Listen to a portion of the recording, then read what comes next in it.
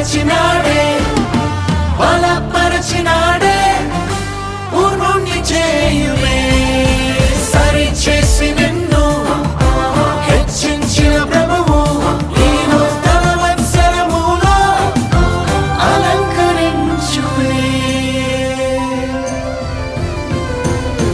విచారించేవారు లేక ఒంటరై ఉన్న నీకు ఆరోగ్యము దయచేసి పరిపాలననిచ్చునే.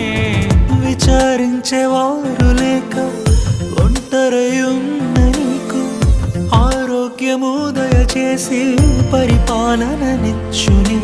కూలిన కోటను రాజగృహముగా మార్చును. కూలిన కోటను రాజగృహముగా మార్చును. స్తుతింపజేయునే